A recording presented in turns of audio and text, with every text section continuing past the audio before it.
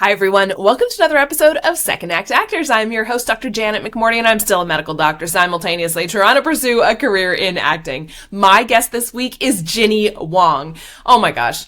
Jinny is amazing. I have seen her work on stage and her work on screen. She is an incredible actor who has a phenomenal story to tell. She was, I guess, technically a first act actor. She worked on the Disney cruise lines, like on the stage shows on the Disney cruise lines. We go into that in detail because it's really fascinating. But then she did a career pivot and was a flight attendant for 12 years before the acting bug came back into her life. This is a very powerful conversation. She has a great podcast that I think by the time this episode airs will have released called Hitting Her Mark. Jinny is a mom, and this podcast talks about the challenges of motherhood and acting, but not so much the balance of that, more the feeling of, okay, I have in my head what I want to say. Let me see if I can mouth it out to you, if I can articulate it. The idea of, you're allowed to feel excited about a career that you have. You're allowed to feel joy. You're allowed to love your job, which can be strange in a society that for some reason glamorizes the hustle and grind and I hate going to work. You're allowed to love your job as an actor. You're also allowed to feel guilty that job that you love is taking you away from the family that you love. You're allowed to feel all the things. And so that's what her podcast is diving into. And that's what we have a great conversation about. The ability, both can exist at the same time. Both of these emotions, all of the emotions as humans, you can feel them all. That's allowed.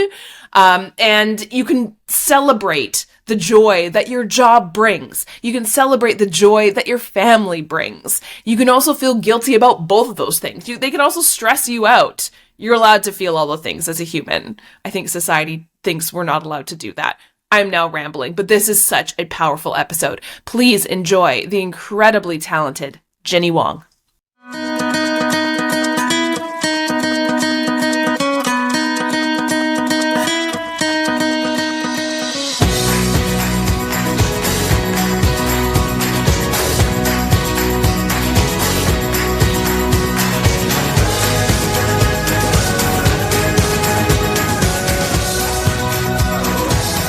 Tell me your story. How did you get into this crazy business? Okay, well, I started in theater. My first sort of professional job was with the Disney Cruise Line, and I was friends with, is the official term. I was friends with Mulan in the stage shows, and yeah, it was a magical experience. It really was. Leading up to that point, I grew up in an artistic family, but everybody was very visual arts. Mm-hmm. And so everybody went to Cawthra Park. I have 3 siblings, and they all went to Cawthra Park for visual arts. And I remember, and for those of us who don't know, Cawthra Park is art school. It has a regional arts program. It is a regular high school, but then it has that regional arts program. Sort of like the Etobicoke School of Arts. And you have to audition at that time anyway. I think the system's a little bit different now, but you have to either interview or audition to get in. And all 3 of my siblings had gotten in for visual arts, and how you prepare for that is you get a portfolio. Mm-hmm. And I remember in 8th grade, my mom was like, she's like, so if you're going to go to Cawthra, you need to get your portfolio ready. And I was like, don't worry, I've got a monologue. And she was like, what? I don't know. I was like, it's fine. I'm not really sure. I don't remember why I decided to pursue drama. I think that was something that I had always kind of wanted to do when I was a kid. I was always really outgoing and just not shy, and loved to imitate what was happening on TV and stuff like that. And then I guess in middle school, I must have really enjoyed drama. And participating, I did a lot of the school sports, but I also did, there was drill club and stuff like that. And yeah, I don't really remember the moment even how I came up with the monologue that I actually did. But I remember my 8th grade homeroom teacher, Mr. Vale, shout out to Mr. Vale, because he really supported me in this, and he actually had me perform my monologue in front of the class one day. And I was like, oh, yeah, okay. Amazing. I have an audience. I have a whole class. Yeah. And then I went to the audition, and I remember, you needed a headshot, which I think they just called like a portrait of you, which I think I just found, some photo of me, and they said a resume if you had one, which I did not. And I remember showing up and then seeing, like, there were actual, like, actors there that were auditioning, and they had proper headshots with a proper resume. Some of them had agents. I remember one kid, famously, he was in this, like, cereal commercial or something, and everybody was like, oh my God. I was like, oh God, how am I going to compete with that? But yeah, I got in and I met all of my friends. I'm still really great friends with most of my high school friends. So it was a great journey. But then, it didn't seem realistic to continue to pursue this acting game, which I feel like is a story many actors have been told. And I went to school. I told everybody that I was going to be an actress/lawyer. Which meant, I don't know, I just went to Western, mainly because I wanted to not be close to home. And I ended up, I took philosophy because I heard that that's what you're supposed to take to become a lawyer. I did not do well. So I switched out of it, and I was a sociology major, basically because my roommates were sociology majors, and you basically had 3-day weeks, and you could sleep until noon every day, and it seemed like the life for me at that time. Needless to say, I did not become a lawyer. I graduated, and I was just like trying to pay off loans. I was just like super misguided. And I was just like, okay, I need to pay off my loans. I just got to buckle down. I got to get a job. It was always in the back of my mind that I still wanted to audition, and I still wanted to pursue acting in some way. And I was trying to get a job that would allow me to have my days available for auditions and whatnot. And some of my friends, who are not actors, they just got these jobs where it was like working for banks, answering the phones between like 3 and 11. And I was like, that's the perfect job for me. Like, I could sleep in. Like 11 p.m. work, like that was easy for me. I was like, I didn't go to bed till like 2 a.m. anyway. I had a whole life after 11.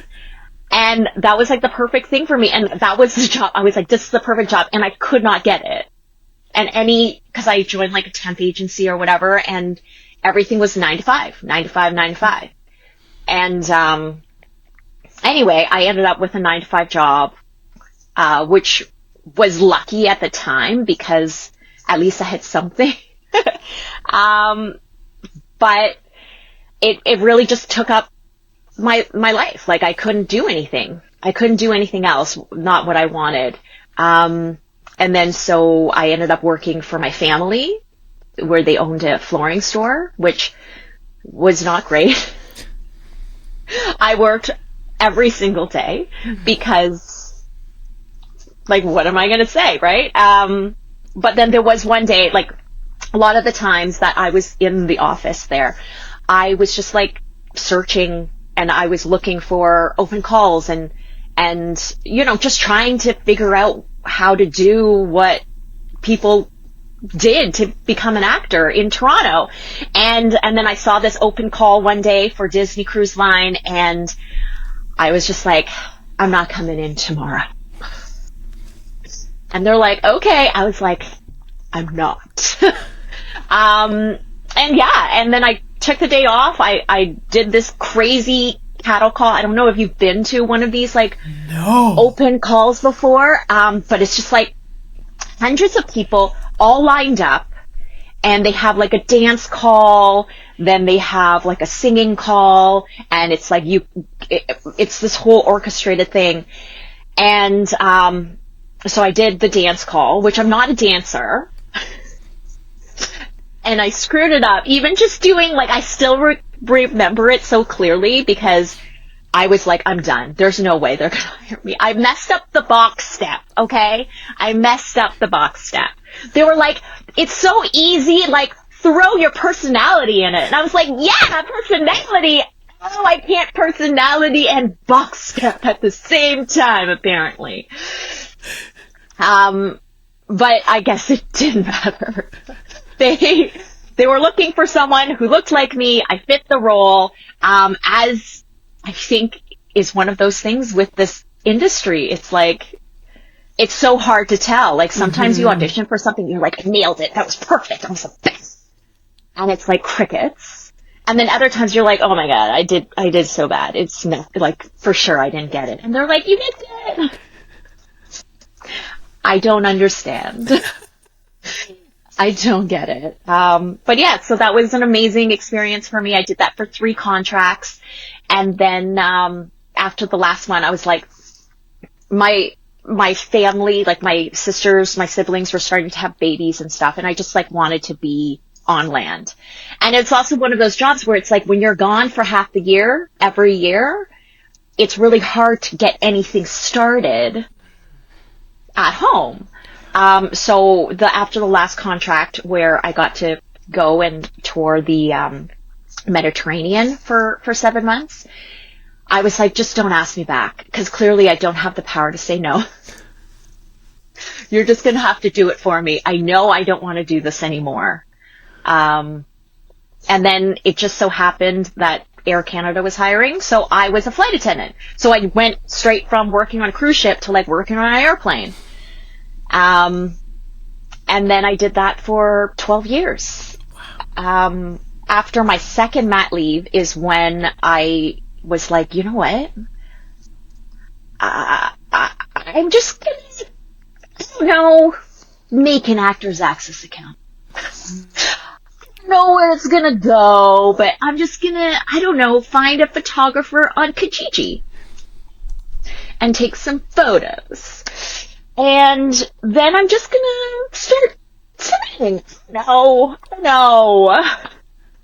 And I did that. I was self-represented for a couple years, and that's when I landed Cutie Pugs, which is a great little show on TVO Kids. And, I was a series regular, on that. And that was an amazing experience. And then I was just sort of booking non-union commercials here and there while still being able to maintain my job. And then everybody kept saying, they're like, don't you have an agent? Don't you have an agent? And I was just like, no. I was like, I've got 2 babies at home. I don't know. I don't need another person to answer to. But then at some point it was like, it kept coming up that I was just like, maybe there's something to this. Maybe I should look into it. So another flight attendant recommended an agency to me, said they were amazing. I did an audition for them. So it wasn't a great experience. I did not like this agency. They were trying to rip people off, basically. And, I was like, I know I've been out of the game for a minute, but I'm pretty sure what you're doing is not right. So things didn't work out, but I think because that didn't work out, it lit this fire under me that was like, because they were like, oh, you're not going to be a good fit. And I was like, no, you're not a good fit. Yes. You're not a good fit for me. Yes. So then from the producers of Cutie Pugs, they had recommended hero artists. And so I was like, okay, I'm going to do it. And I reached out to them and we met, and it was such a different vibe from my other meeting. Like, I was like emotional about it. I was like, this is exactly what I want. And it just seemed serendipitous, and I've been with them ever since in 2019. And it was just like, it definitely opened a door So for those of us who, don't have agents, for sure, I always say to my people that I coach and stuff too, don't be afraid to be self-represented, because you can do a lot on your own, but it does open like a whole new world when you do have an agent submitting for you. There are just some things that you're never going to see self-submitting. And then things started picking up, and I remember being like, my coworkers aren't going to want to cover for me anymore, for me to like, because this is it was pre-COVID, so I was going in for live auditions, live callbacks, live wardrobes, right? Like everything was in person. And then on top of that, if I booked it, then I'd be taking more days off to actually shoot. So it was, nobody was outwardly, upset with me, but I could kind of feel it, but I would probably be upset if the roles were reversed, because at that point I wasn't flying, I was working in the union office. And then it became like a source of stress for me, because every time I would get an audition, I'd be like, yes! And then immediately be like, what do I have to do to make this happen? And I think that was just such a roadblock for me, because it's like, it was good, but it also sucked. So my plan was to go back flying, and that was my plan. And then COVID hit. I was laid off for a while, which was scary, because I had been with this job for 12 years. And but it really opened the door for me to become a full-time actor. And then because it was self-tapes, I always say, like, a lot of bad things happened during COVID, for sure, but a lot of good things happened. Absolutely. And self-tapes for sure was one of them. And me being able to dive into it full time. Like, I didn't think I would ever be able to do that. Right? Like, I had a great job, it had benefits, it had all these things, it had a pension. And then the plan was that I was going to go back, and then I was going to try to juggle the two, plus the kids and the family and all this stuff. But then when it came time where they were like, you need to come back now, because I had pushed it off and I pushed it off. But then they were like, if you don't come back now, like that's it. And the day I was supposed to go to training, I booked a job for that day. And I was like, okay, I'm going to take this as a sign. And I took the plunge. Like, my husband was on board with me resigning, and things were going well. Like, this was in 2022. That's still my best year yet. This year is shaping up to be a pretty good contender. But yeah, so I took the plunge and I resigned, and things have been pretty great so far. So yeah. I love your story so much. And because there's so many themes that I think, like, when I was hearing it, are just like weaving through it all, right? Which I love. And I think the biggest one, I'm trying to see if I can articulate this. I'm like, I know in my head what I want to say, but I don't know if I can like mouth it. You know what I mean? Like, yeah. There's such a thing, I think, that flows through your life and your, I'm going to say, like, choices, if you know what I mean, right? Of like an almost, I don't want to say extroversion, but like an openness, being like, here I am, open to new things, new learning, and also like very like Jinny forward, but also people forward, like a sociology degree, but like a switch into like, oh, but my friends are doing this and this seems like a cool thing to do. Flight attendant, very forward, public facing, right? Choosing to go a bit of a different direction than your siblings because you're a bit more like person focused. You know what I mean? Like, there's just a lot of, I think, just openness like and freedom. Always. Yeah, but I think to a point of like, I'm just going to do this, and not so much figure it out on the way, but like, you figure, excuse my French, you figure your shit out. And so like, my main question for you following up is, how did you know what to do? Like, you didn't have an agent. You were like, I'm just going to learn. I'm just going to go to this open casting call. I'm just going to do this. How did you learn what to do and how to build your career? I think it's, I had, even though I was working, there was a lot of downtime. Mm-hmm. Google was my friend. Mm-hmm. And I just delved into like, how do I do this? What's the best platform to use? Let's just try this. And, I kind of had a safety net, with my job at the time. And I was just like, I'm just going to do this. I'm just going to try this. I'm just going to see what happens. And I heard this quote fairly recently, and I think it just rings so true, is if it's your calling, it's going to keep calling. Wow. So there were so many times where I was like, you know what? I am a grown up. I've got a great job. It's got all these grown up good things, and I should be happy. Other people are happy. So many people. And that was another part of why I decided to resign, was like, there were so many people that were like, it's my dream to be a flight attendant. I love this job so much. And I was just like, oh my God, how do I get out of this? Like, how do I get out of this? But like have the safety net, like and I just felt like I was taking up space. And working in the union office, so often I encountered other flight attendants that hated their jobs. And I was just always like, quit. Like, why are you here? Why are you here? Do something else.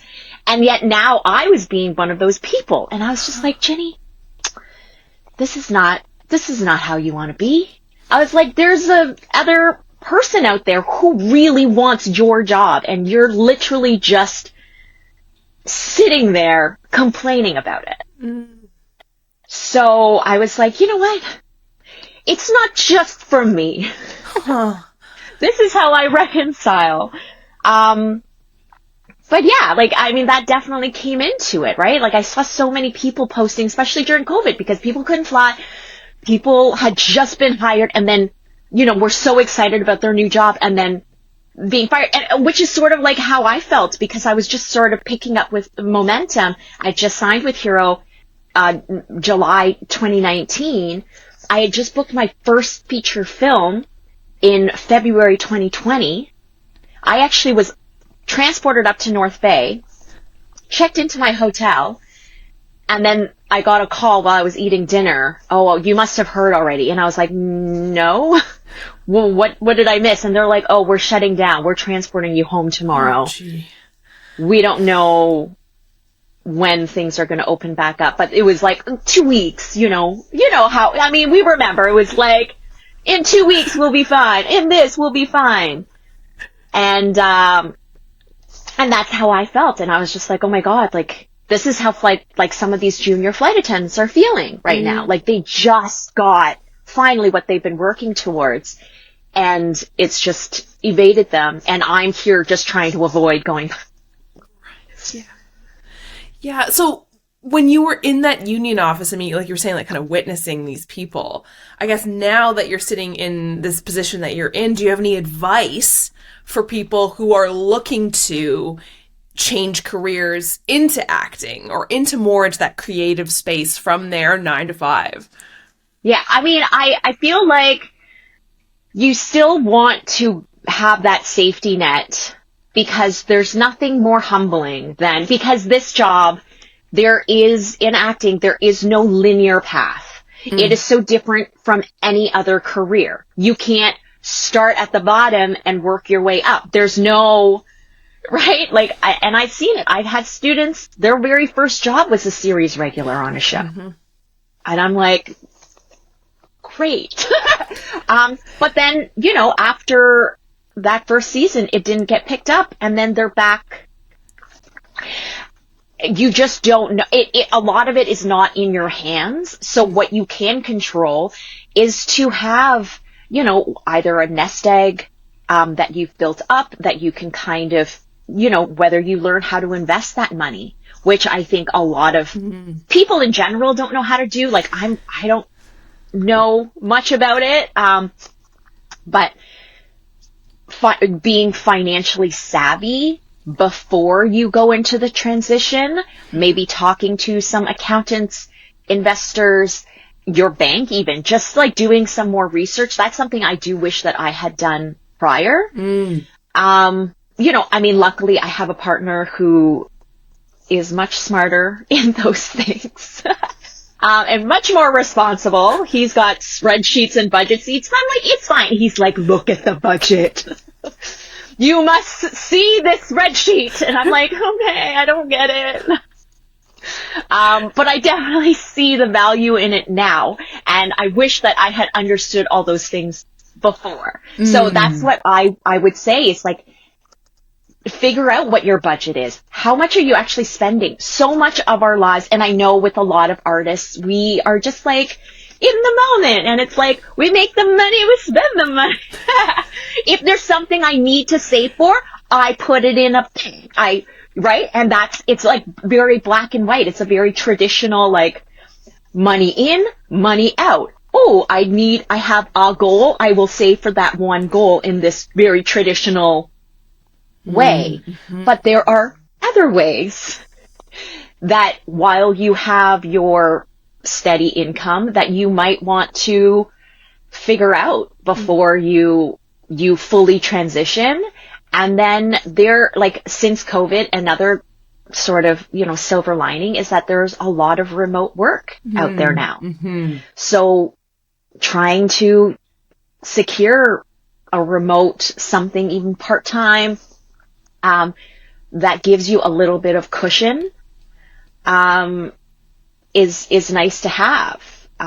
Because most actors, they're not just acting. Yeah. So even some of the more, established or successful ones, like you'll see they're coaching on the side. Like I'm coaching on the side. I teach at a school, because like it's unpredictable. Yeah. Yeah. Have you noticed that you've pulled anything in from your prior, I would say careers, plural, right? Yes, of course, like the Disney Cruise Line, that's very actor, right? But then also your job as a flight attendant. Have you brought anything in from those prior careers now into your acting career that you found helpful? Well, with flight attendant, I think one of the most common things is also the unpredictability of it. So it's like, I should be back by then. If everything goes as scheduled. But we all know that flights don't always leave on time. They don't always come back on time. You might get stranded in wherever you are. Or, and sometimes it's weather related, but sometimes it's like hours related. There's all these moving parts. A portion of the time, even if you're senior, something like if a flight gets canceled, then you go on, you're basically on call for a few days. So that sort of unpredictability, I think, has kept me agile and also kept like my husband, like he knows now. He's like, so what time are you supposed to be around home? So I think that I feel like a lot of people wouldn't be able to handle that.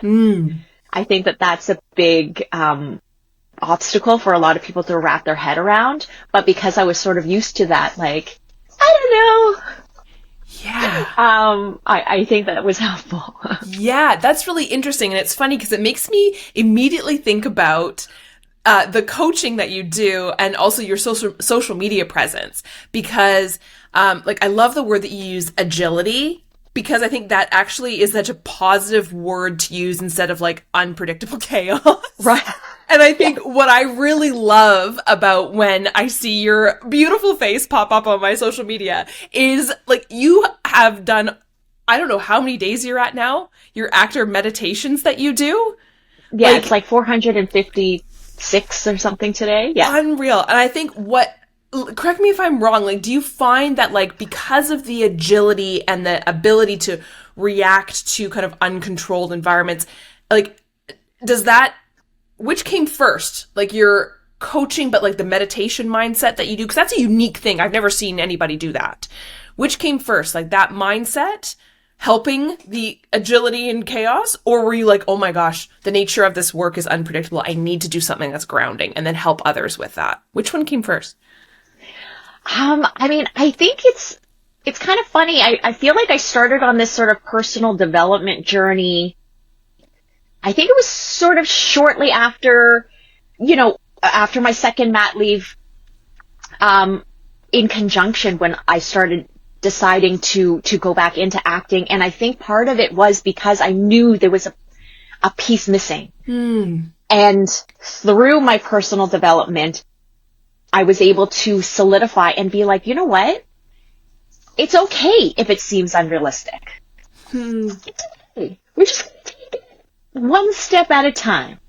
And if at any point it no longer feels inspiring or like you want to keep going, you can just stop then. You can go back to your regular job. You can just, do the thing. And,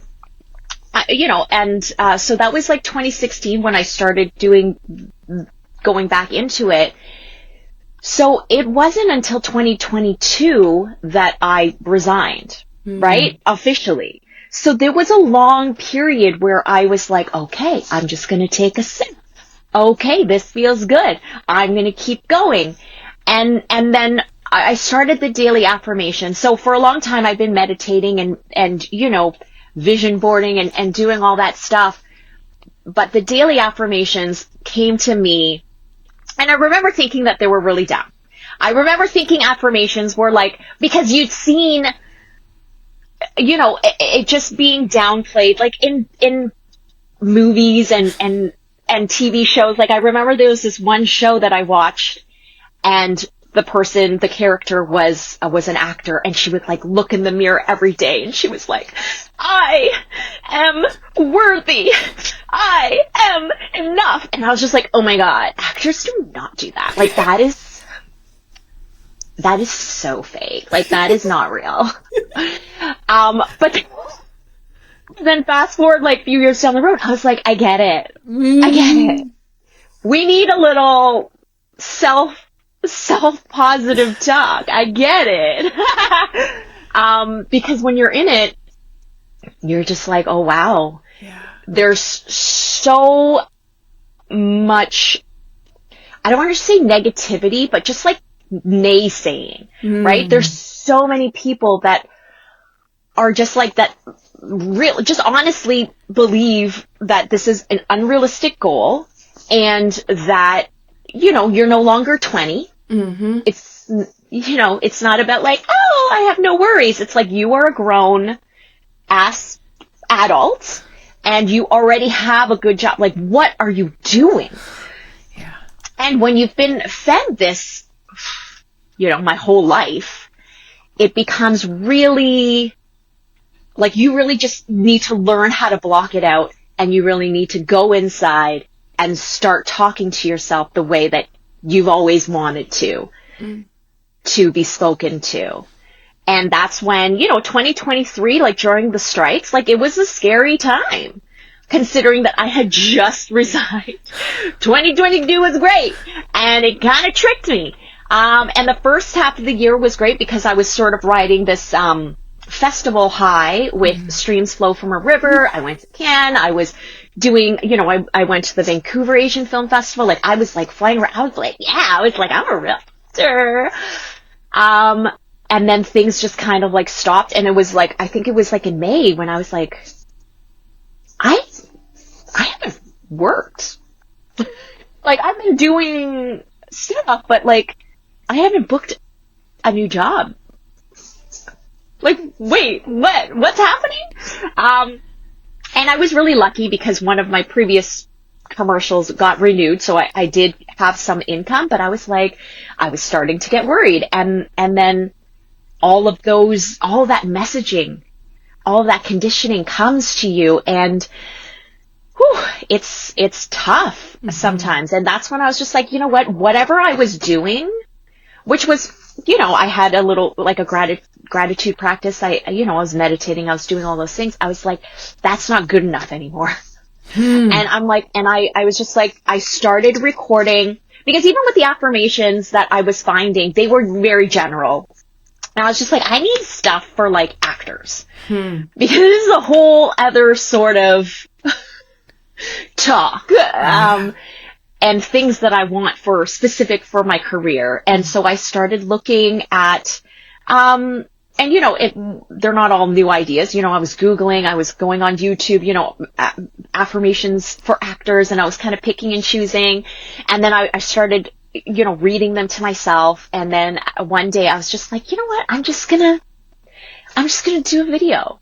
And my first one was so emotional. But then, you know, it got a great response, and I was just like, you know what? This is just something, again, like, I was just like, I'm just gonna do it one day at a time. And if at some point it seems like nobody's interested, nobody's paying attention, if it no longer feels good for me, then I'm just gonna stop, right? Like, I mean, I've tried other things like book reviews and whatever, right? Like, and I have just been like, I'm not into this anymore, and I just stopped. Like, no one's holding a gun to my head. Like, it's fine.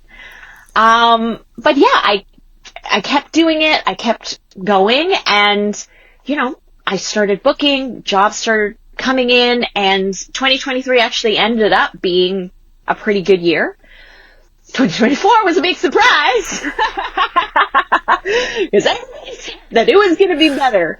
It was not for me. For some people, I think it was, as it always is, right? It's an ebb and flow, and, but yeah, so I don't remember your, but yeah, I think it's just one of those things for me is like, it's okay just to try. Yeah. Just take a step. Just because it feels good today and you want to do it today and you've done it today doesn't mean you have to do it again tomorrow. If it truly no longer feels in alignment with what you want. Yeah. Yeah. I love that. I love that so much. Do you have any favorite or funny moments on set? Or on stage, I guess. Yeah. Out on the ocean. Out on the ocean, yes. Well, I mean, what comes to mind is, because on set, I mean, with TV film, you know, like, you can always cut and just do it over. But on stage, it's very different. And also being on a cruise ship. So it is not always a smooth ride. Oh my God. They try to do everything that they can, right? So the stage is usually at the front of the ship, because that generally is smoother. But sometimes even that, you know, it's not always how you want it to go. And, you know, you adapt and you get used to it. And we used to have these, benchmark shows where people would come and they'd sort of be like mystery critics, right? Here to watch the show and report back and how it was. But they would tell us, they'd be like, we've got some special audience members, just to let you know, everybody's doing great, but, you know, just so you know. And I remember this one time, so my character, there was a fight scene. That was my big thing. I had a staff, and there was twirling, and there was like fake falling and fighting. And so me and the Shang-Chi, we had this little fight choreo to do. Before I do that part, I'm supposed to pretend to like fumble and like drop. But it's, as you know, everything's so choreographed that, you know, I drop and I'm supposed to land with the stick, you know, securely underneath my hands. And I remember I was like, oh, I'm going to make this so good. You know, it's going to be so real. And I'm going to fumble it so good. And I fumbled it so good. It slipped out of my hands. It bounced off the stage, was aiming for, like, the front row. No! And the fear in my face, I was like, but luckily, my beautiful Shang saw this happening and jumped in and like grabbed it just before. I'm pretty sure there was somebody that was almost, and they saved it. And then he jumped back on stage and it kept going, and I was just like, oh my God. I was like, keep going, just do what you're supposed to do. And afterwards I was like, oh my God, you saved me from injuring a passenger. That was probably, you know, who was rating the show. But we got a great rating. We did great. So it all worked out. That's incredible. Do you have anything you are looking forward to coming up? So, I've started a podcast. I was hoping you were going to talk about it. I was like, if not, I'm going to be like, tell me about that podcast. Sort of like, so the whole idea behind it is, and this kind of happened through discussions, just like talking about things with my husband and just different points of view on my career, this career, because there have been really tough moments where it's like, when's the money going to come in, Jinny? Like, it's not even so much like I don't get to do what I love, but it's also like, we have a mortgage, we've got kids, we've got things to deal with. And it was sort of this lack of understanding of like, this is just what I need to do. And it's not about the money. Like, yes, the money obviously is great. And I understand that as a grown-up, there's a responsibility for me to provide and make the money.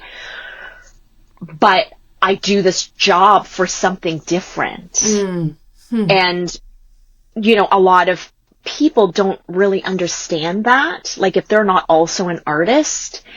And I think for moms, it's like this additional pressure because we're expected to love being moms.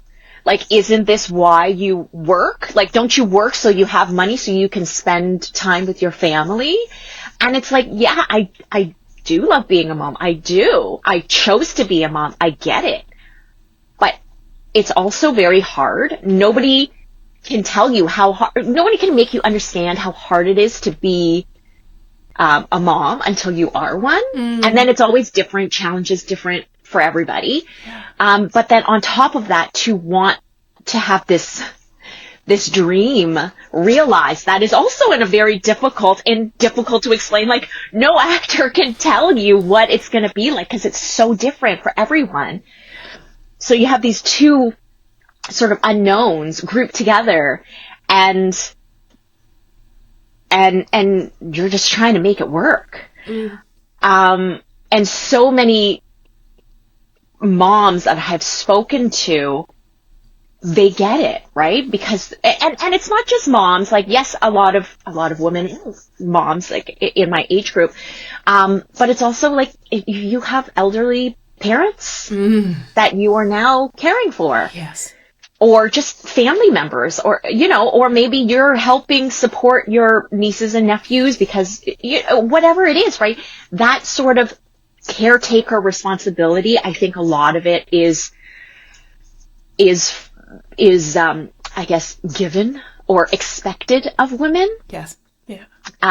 To be those nurturers and caregivers. And sometimes it comes more naturally to people than others, but I think the societal expectation is there. And you kind of want to do it all. But you also don't want to resent that thing that you also love because you aren't able to do the other thing that you really love. Yeah. And that's what you kind of struggle with. Like, I remember being on set and just like having a good time, and we were chitty chatting and we were having our meal and we were having jokes and whatnot, and my phone was somewhere else, and then I went to check and I had missed calls from my kids. And by the time I checked, it was like too late. They would have been in bed already. And I was like, oh my God, I forgot to call them before bedtime. And I was just sitting around chatting, and I felt so guilty about it. And I was just like, what? Like, if I was just like in my office, like if, my husband was in the office chatting with his coworkers, like, he wouldn't be like, oh crap, forgot to call the kids. Like, you were at work, right? Yeah. But because I love the work, and sometimes it doesn't feel like work, then that's where the guilt comes in, because I'm having fun and not like slogging it out at I wish I didn't have to work. I would stay at home all the time. So it's that sort of drove me to want to talk about it more. You know, it's not about working moms that don't want to work but have to like provide for their family. It's for the moms who love their kids, want to provide for their family, but also have this desire to fulfill something inside of them. Mm-hmm. And that being okay. That's awesome. And that is like, those are some powerful words that you just said. I think that's, yeah, it's such a societal thing that we are in the middle of like, ladies, you can have it all. Right. To the detriment of like mental health and just everything. And we compare and, compare and despair and all of that stuff. But I think what's so wonderful, what you said, and I think it's actually rare, is that feeling of you're allowed to feel these feelings of, feeling guilty that you're enjoying things, but also you're allowed to enjoy things. You're allowed to feel everything. It doesn't have to be just one or the other. Both can happen, all can happen simultaneously. And I think what I love about your project is it seems, and correct me if I'm wrong, it seems more like a positive celebration of the ability to find joy, but then also feeling that it's okay to feel the feelings of guilt, and how do we work with that as a community, as women, as society kind of crumbles around us and tells us you're not allowed to feel those things. You must be feeling happy all the time. Yes. You must feel guilty all the time. You must hate your job. What do you mean you love your job? Weird. What? Yeah. Like, oh, God. Yeah, like passion, that's for when you're a child. You have passions when you're a child. Mm-hmm. You're a grown-up now. You have grown-up responsibilities, and you've got to take care of those first. Mm-hmm. Right? Put others ahead of you. That's the responsible thing to do. Yeah. Like I just want it to be like seen and heard that we're not the only ones going through it, and that other women are also going through it, and giving them a platform to talk about it freely to other people that also understand and are able to, together, we can like articulate it together. Yes. And create this community where, you might hear how somebody is able to balance a part of it and be like, oh, that's a great idea. Or sometimes it's even just like, I found sometimes I would get into discussions with, say, my husband about these things, and he's just like, I don't get it. And it can, because you aren't able to articulate it, it seems almost like, well, I don't know. Right? And then it ends, and you're just like, oh, like, I know there's a way to explain it. I know there's something there, but I can't explain it to someone who just clearly is like it's not that he's trying not to understand, but like, it's just like, I don't get it. Yeah. I don't get it. Yeah. So unless you can very clearly illustrate it for me, I can't understand. So sometimes you just need that other woman who can understand, wants to understand. Yes. To help you articulate it, and for you to feel heard and seen, and then you're like, yes, yes, and it's a validation. Yeah. I will definitely 100% put the link in the show notes below where to find it. It's so exciting. Thank you. Yes. Well, we haven't. We're planning to launch it soon. Excellent. And so the first round, I was doing this with a partner who ended up, again, because she had to put her family before her own passions, she had to step away. So we've rebranded and it's Jinny and Monica. So we've kind of had to redo some things and figure some new things out. So that's why there's been a little bit of delay. And but we're just excited to have something that we're passionate. Like, it's a passion project, and we're working on it, as you know. Yeah. You've had so much success with this. Like, I have questions for you. Oh God. Looking at your email, I was looking at your emails to me, and I was like, this is a great idea, ladies. Hell yeah. Even forward you what Jan forwarded me? Because Totally. this is like great information. And we are also using Riverside. 100%. This is what it's all about. Again, it's like, where did we learn how to do this? I got that template came from another podcaster who was like, I do this and it works well. I'm like, perfect. Can I steal it? Absolutely. Yes. We're all in this together. It's not pie, right? There's Right. if I take a piece doesn't mean there's less for you. We're all in this Right. together. Let's make more things that didn't exist More in the world pie. before. More. Yes. It's just an infinite amount of pie. I love it. Let's do it. We have to support Yes. each other. Amazing. Do you have any final words of wisdom or advice? I think it's just, you got to stay positive and you've got to do what feels good. So, and it doesn't mean that if it's hard, it means it doesn't feel good. It's like, it's okay for something to be hard, but also feel good at the same time, right? Like there's these mixed emotions and they're allowed to exist at the same time. But if at the end that is what you really want, and it's a lot of like introspection of like, why do I want this? Do I just want this because I feel like it's going to please all the people around me? Or is it something that you actually want?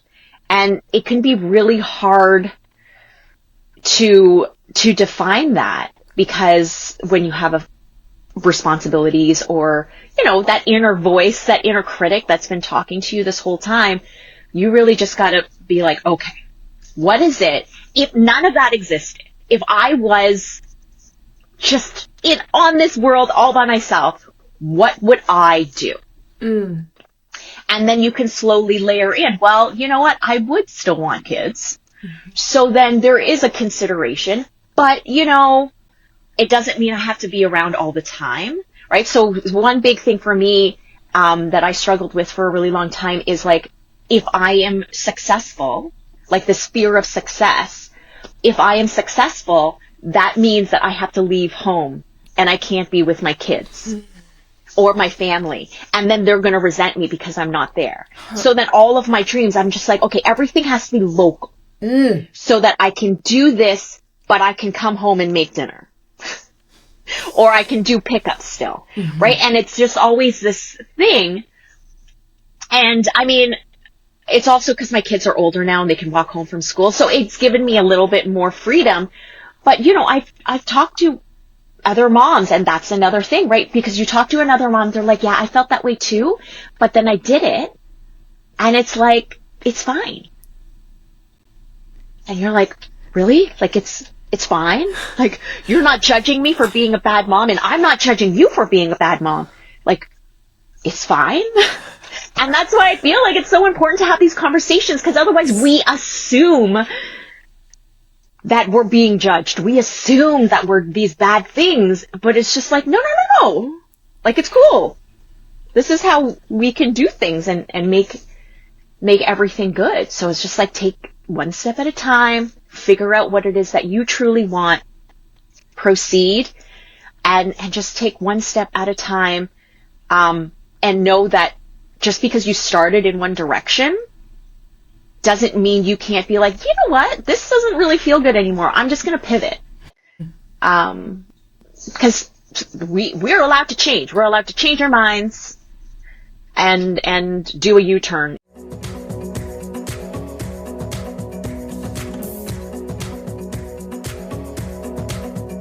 Thank you everyone for tuning in, and thank you, Jinny, for being my guest this week. Thank you so much for taking the time out of your busy schedule to share your story, share your powerful words of wisdom with me and with my guests.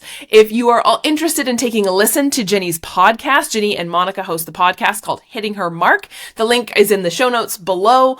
Also, as we mentioned in the podcast, Jinny has an incredibly positive, wonderful social media presence with those affirmations for actors, and you can take a look at her coaching that she does as well too. Highly recommend it. She is just pure joy on what can be a doom scroll. And again, link in the show notes below for where you can find her on the social media.